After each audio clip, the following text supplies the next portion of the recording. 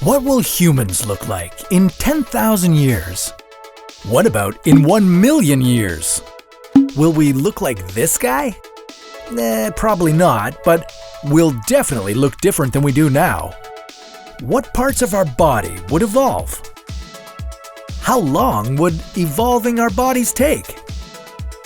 And who would win the survival of the fittest? This is What If, and here's what would happen if our bodies kept evolving. It took roughly 6 million years for humans to become what we are today, and modern humans have only been around for about 12,000 of those years. Even in that short period of time, humans have evolved slightly.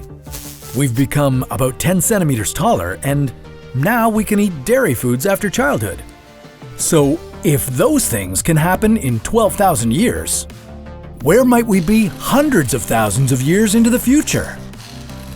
First, we should probably figure out exactly what evolution is. Evolution is all about changes in the genetic makeup that happen to a species over time.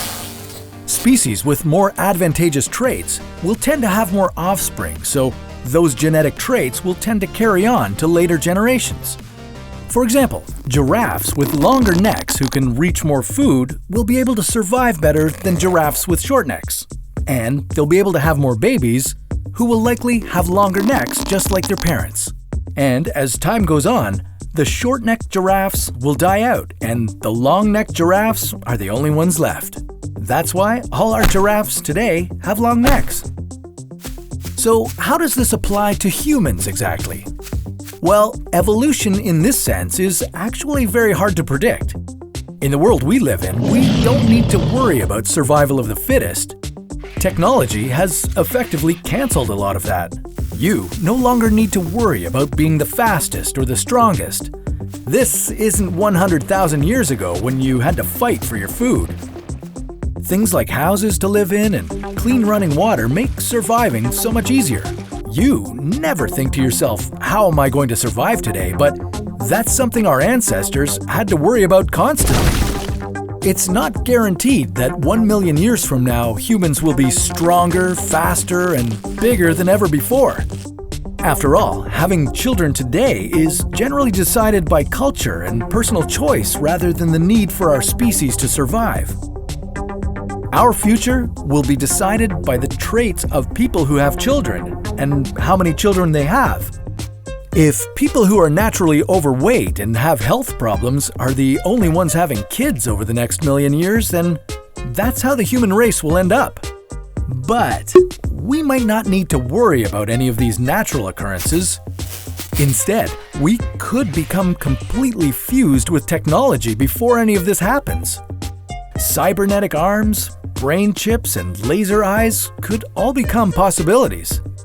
Not only that, but we also might be able to alter a baby's genes before they're born, completely getting rid of evolution altogether. This would allow us to get rid of diseases and any other genetic traits that might harm us. But if we didn't have this luxury and we had to evolve the old-fashioned way, there's a few things that might happen. We just need to look at how modern humans have evolved in the past 12,000 years. We know we've been getting taller, most likely due to nutrition, and that our brains have been getting smaller.